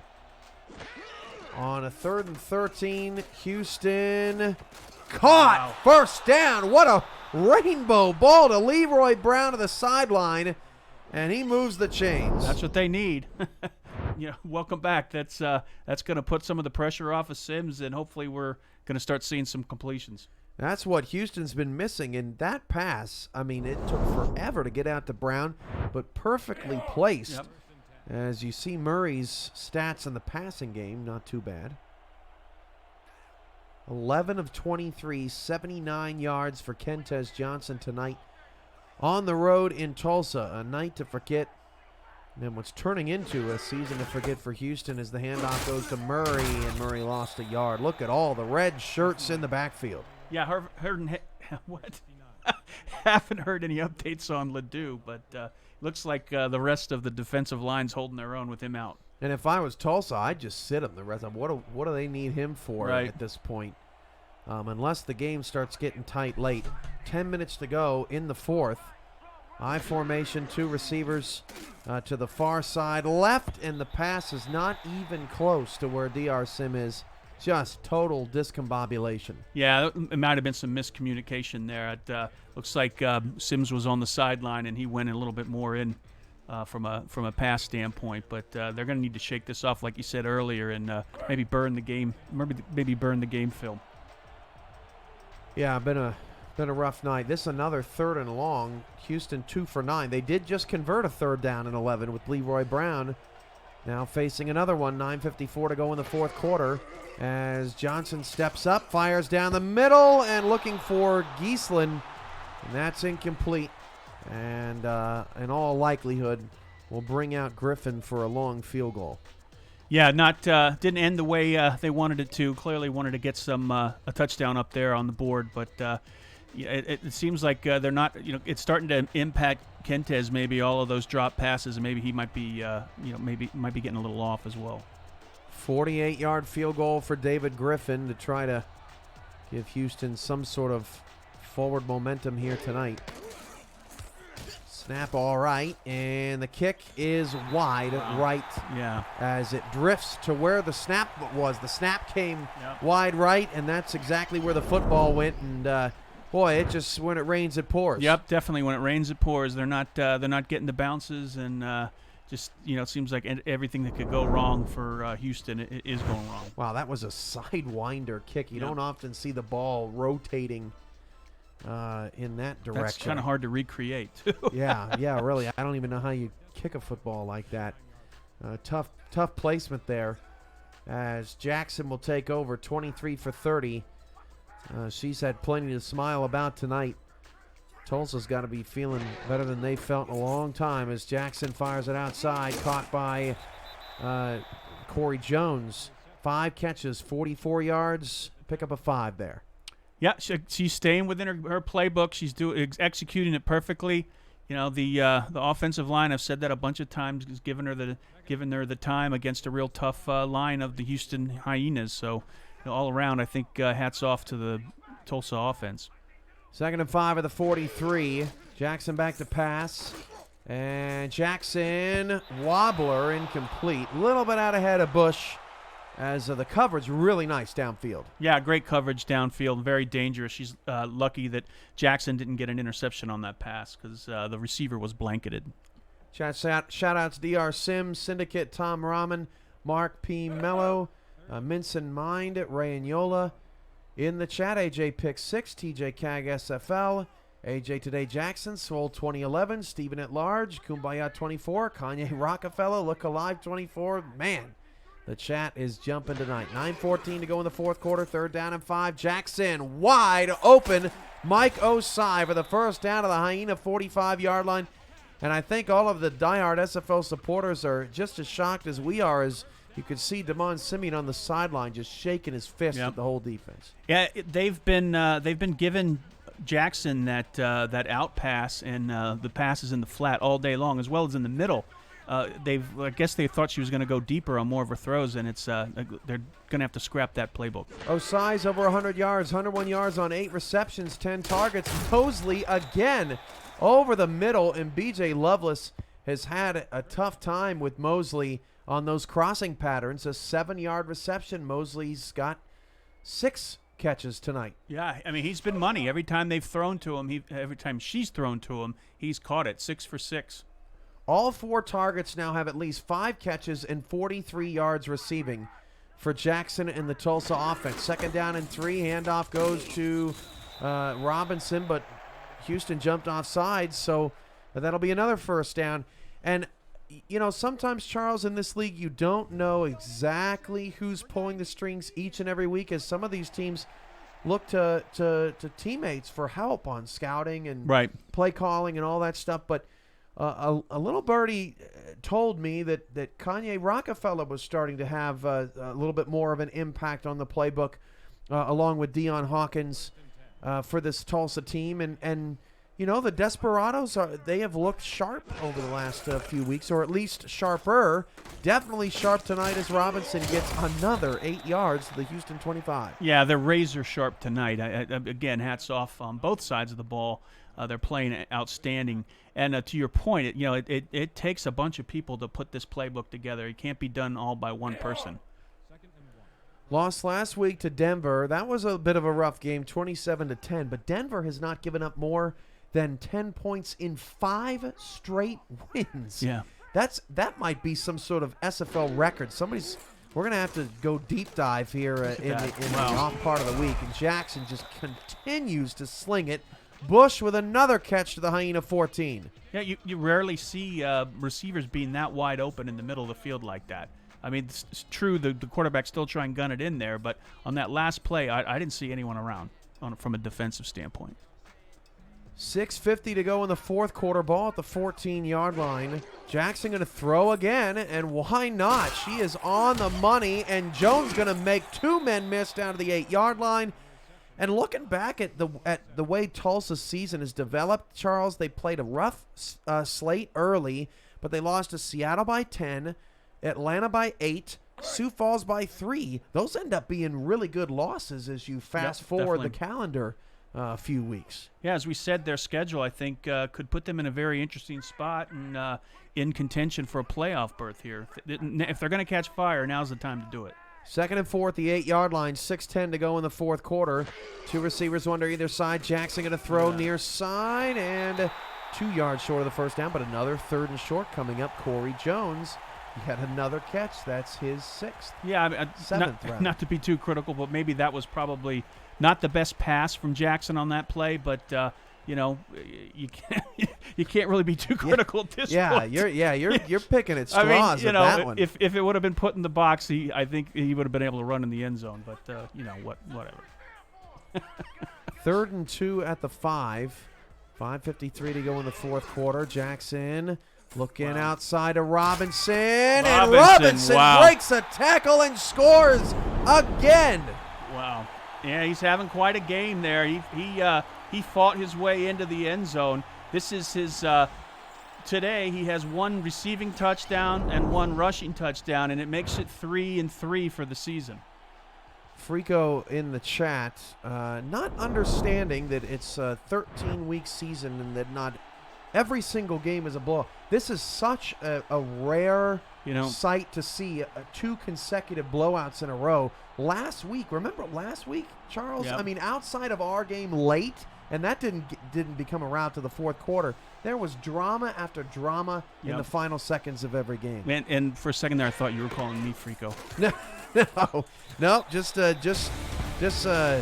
helping communicate with the chat. Twitch.tv/simulationFL, or I'm sorry, /11 Sports next if you want to get involved. We're going to be back to Tulsa in a moment. You're watching the SFL presented by APM Music on 11 Sports.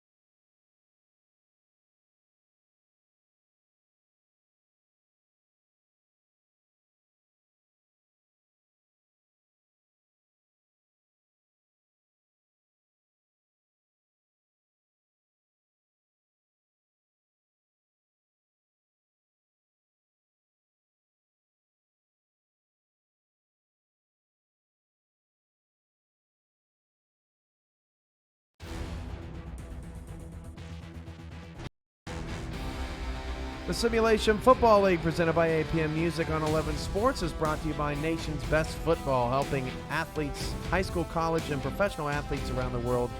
Hashtag secure the bag. By ScoreStream, the official scoring app of the SFL. By Sector 6, the official merchandise partner of the Simulation Football League. And by SpyGoat, the sound choice. The grasslands of Oklahoma. And some city life as well. A couple buildings there. Not all buffalo grazing. Yeah. Tulsa grazing tonight in the second half, 45-3.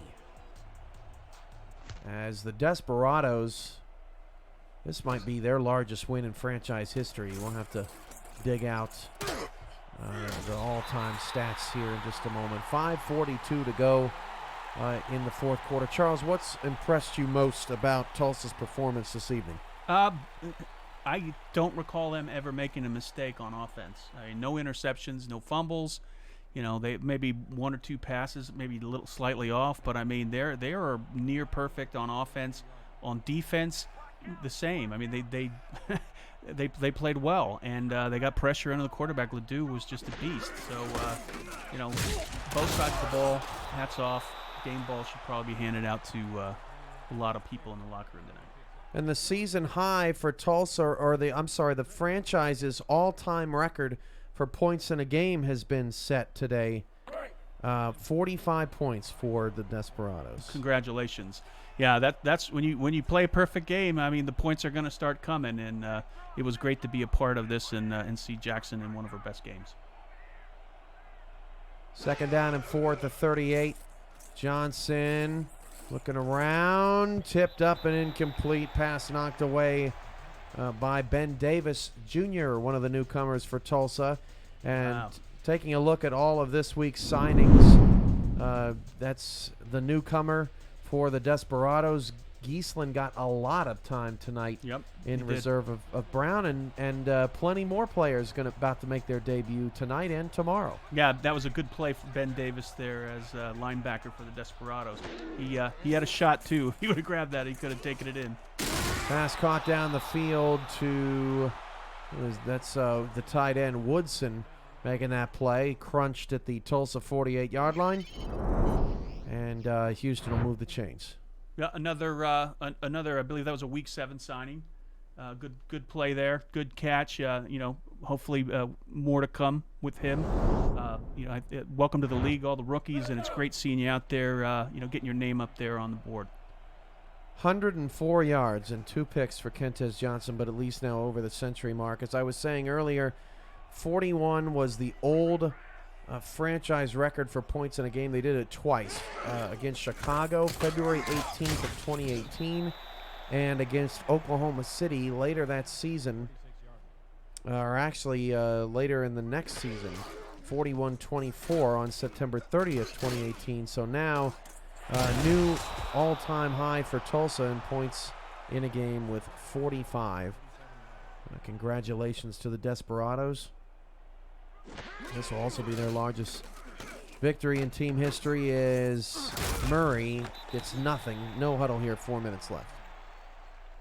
Yeah, it's just they're basically, the defense is on cruise control here. They're trying to stop them, maybe see if they can keep them from making a touchdown. And Murray dropped it. That pass was thrown so early, and we've seen that a lot tonight. Just, I think, the desperation out of Houston's offense just to try to find some things going, and they've rushed some plays. The defensive line for Tulsa did an outstanding job. I mean, you know, five-star. They on almost every play they were in the backfield. It's hard to get a good passing game going, or even a running game for that matter. How about this for just one of the most insane statistics? It almost sounds like I'm making it up when I say it. As Johnson on 3rd down and 10 avoids a sack and will get a first down. Nice throw down the field to Bergens. Yep. Can you take a guess, Charles, at the biggest win in terms of the margin of victory in Tulsa's franchise history? And they've been in the league now for 4 seasons. What's the biggest win they've ever had? 17. You knew. Oh, really? Is it really 17? It's really 17. I thought you wrote it down. I couldn't believe that you said that. Is amazing. What? That's That's why you're my analyst, because wow. because you're all 17. No, that was the largest Twilight Zone. It's the largest victory in Tulsa's 4 seasons in the league, and they're up by 42. I think Houston on offense, I think they just got past 150 total yards.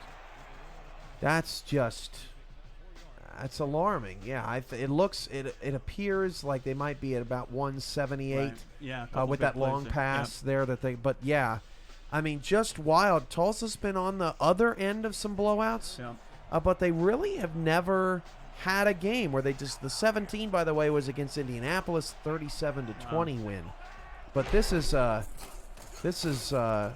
a new thing altogether. Johnson's you go. pass is There caught you for go. a touchdown. There you go, Kentez. And it's Leroy Brown, only All right. fitting, as Brown getting back in action in the fourth quarter and getting the score. Yep. It's good to get some points on the board. You make a mark, and they did it there. Maybe the Tulsa defense was maybe getting a little too loose there, but when you do that, you pay. So, Ashley Jackson says a heck of a guess in the chat room, responding to that guess. That was amazing. I'm gonna go buy a lottery ticket right when I get out of here. Can you go with me when I walk into the doctor's office and they ask me how many M&Ms are in the jar? Yeah. I I didn't know where you were going with that one. I'm starting to get a little how- scared. You know how you Okay. you walk into a dentist and they got that you get okay. tickets to the movies or whatever. I've never been asked Thanks into for the making that doctor's awkward, Charles. 3:22 to go. With that, we're going to take a break and we'll be back to Tulsa after this. You're watching the SFL on 11 Sports, presented by APN Music.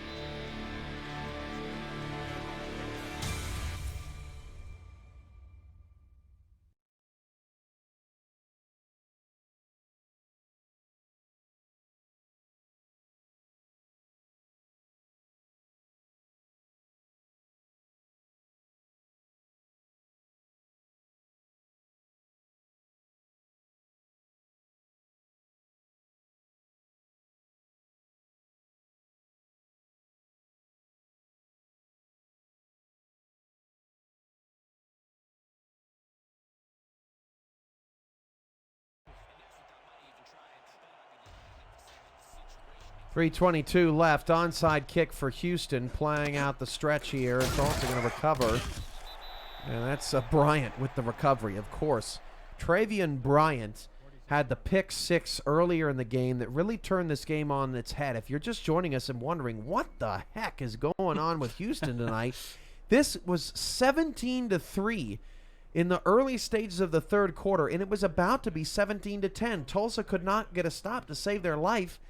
And then all of a sudden, the pick by Bryant goes a pick six. Houston throws an interception on their very next play, and then Tulsa scores another touchdown just a minute later, made it 31-3. It was a 21-point swing, and that was basically the game. You take that 21-point swing out, and this is a ball game right now. That's when we put our first foot into Crazy Town. It was wild from that point forward. First foot into Crazy Town. I love it. I love it. And if you want to put a second foot into Crazy Town, go on to our Discord channel, simulationfl.net. There's things I'm seeing out there I've never seen before. And you can become a player, a broadcaster, like Charles here, an owner, a coach, a scout, a general manager, assistants to all those. Run some social media. You could do so much stuff in the Simulation Football League and really live out your dreams of being a professional anything in the Simulation Football League, which is a competitive professional e-sport. These coaches work their tails off to produce these excellent game plans, and that's why it hurts so much when you can be a statistician too. I see you, Mark Lopez. Very good. Sorry about that. Have to plug the Mark stats Lopez team has as been well. on fire tonight. He has been on fire, and we really appreciate his help. Thank you, One Mark. last break. Tulsa in control, third and long when we come back.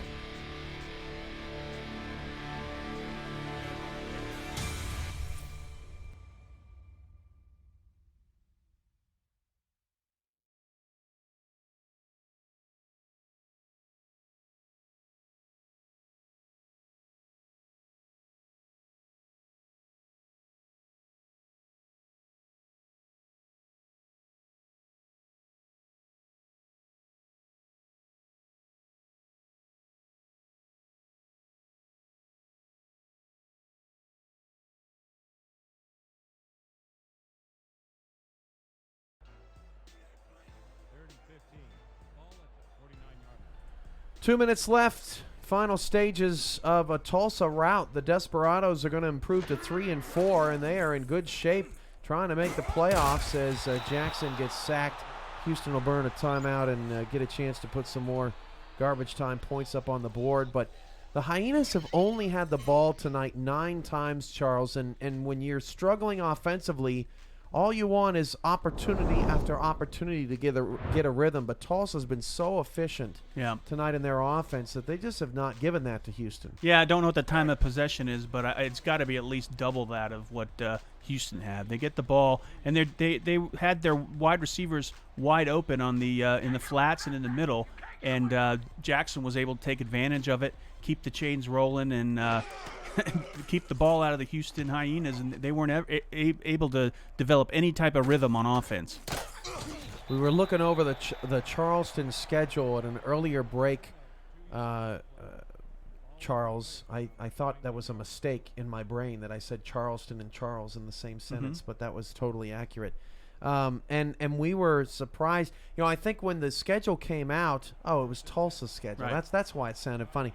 When the schedule came out, Tulsa's schedule had a kind of a strange anomaly in it at the end of the season, and that was that in the last 5 weeks of the season, Tulsa was not going to face an opponent that they hadn't faced already this season, or the last 4 weeks, I should say. They still have rival Oklahoma City, who's 2-4, twice, Charleston twice, Charleston 2-5 after a 16-6 loss today to Denver, and then Seattle one more time, and that's their toughest game on the schedule, but they've already taken on Seattle and only lost by 10. This is a Tulsa team that at 3-4, all of a sudden, after an 0-3 start, they could be in the playoffs if they just take care of business. They don't need any help. Yeah, I think they learned a lot of things the game today, and if they keep playing like this, I see them in the playoffs. 1:28 to go in the fourth quarter as Johnson goes deep. That pass is incomplete. And, Tulsa early in the season, they got rid of all their difficult games. They took one on the chin to Seattle. They took one on the chin to Denver. They took one on the chin to Sioux Falls. They took one on the chin to Atlanta. I mean, these are all teams that are probably, playoff bound. Yep, they're in the mix, too. And with them all out of the way, Tulsa has what they've really done, Charles, is they've really come out and said, we are not a pretender. We are going to clean up against the pretenders, and we are going to compete against the contenders. Definitely. And we're going to learn from our mistakes. That's right. Because they clearly did on this in this game. Some of the things we talked about at the top on what they needed to do to win this game, they did, and then some. Third down conversions, interceptions, conservative play calling. They did it all. Yeah, and last week against Denver, that was kind of the issue. They came out very vanilla on the road against a very good defense, didn't want to do anything too risky, kind of bottled up this offense. I think with Tulsa, their best shot, spread them out and let Ashley Jackson sling it with all these weapons. I mean, listen to these numbers. Bush, 6 for 75. Yep. Jones, 7 for 51. Osai, 8 for 101. Mosley, 6 for 43. What a night. Yeah, I tell you, if you're on the receiving corps for Tulsa, you want to have a quarterback like Jackson that spreads the ball around. Jackson, 30 for 38, 284 yards, 3 touchdowns, no picks, a QBR of 124.1. Yeah, and no, like you said, no picks. That was a key. I mean, she was upside down from the touchdown-interception ratio, but she took a big step tonight. Jackson in the game-by-game of this season, this 284 yards is going to be her most since week 3 and the most in a win this season. It's her second game this season without an interception, and the 30 completions ranks second only to the overtime loss when she had 34. And obviously she played some extra minutes in that one. That one almost went to double overtime. You can't forget the fact that she's doing this against the Houston defense, which is, they're no pushover by any means. They're solid in every team, from the defensive line to the linebacker to secondary. So Tulsa's last drive of the night, not this one, but the one before that, a 10-play, 61-yard drive that ended in another touchdown. Tulsa gets the largest margin of victory by a mile and sets a new franchise record for points in a game. They improved to 3-4. They've won 3 out of their last 4 games, and the Tulsa Desperados might just be for real. 45-10. They rout Houston tonight. Coming up next, the Atlanta Swarm at the Queen City Corsairs. Oh, man, I've been waiting all day for that one. Fun. Those two teams are both 3-3. They both lost nail-biters as of late, and they both are desperate for a victory. I cannot wait to see those two teams clash. Qantas Shine, or Mark Chisholm, as we know it in our SFL community, got his start with Queen City, and so that's a rivalry game that means a lot to him. There's the play of the game right there. There you go. Murray missed it. Bryant with the pick six turned the whole game on its head. Yeah, again, hats off to Ashley Jackson. She had great numbers against the very stout defense on Houston. You can't forget Sanzo Robinson. I mean, he had a touchdown rushing. He also had a touchdown as a reception as well. Didn't put a lot of numbers up there, but he did what he needed to do. And also on the defensive side, Gib Ledoux with 2 sacks. And also Nate Heslip had a pretty good game as well as Kanye Rockefeller. Some big tackles there, big interceptions, and both sides of the ball. Like I said before, there's going to be a lot of game balls handed out in the locker room tonight. Tulsa is now 3-4, and last season the Desperados got a win over Oklahoma City, Indianapolis, St. Louis, and London before slipping down. Actually beat New Orleans just towards the end of the season before having an opportunity to make the playoffs, and then just getting ransacked by Las Vegas, who ended up grabbing the last spot. But Tulsa, it's a new season, and this is definitely a new offense. Not used to seeing Tulsa with so many weapons, and boy, did they use them all tonight very efficiently. Great stuff from the Desperados. For Houston, now 2-6. They got a rough schedule down the stretch. Jackson is your player of the game, 30 of 39, 282 yards, 3 touchdowns, and a QBR of 122. Mark Lopez almost identical in our stats truck. He was incredible tonight. For Charles Doherty, I'm Cameron Irvine. This has been a presentation of the Simulation Football League presented by APM Music, and we will see you next time. Good night, everybody.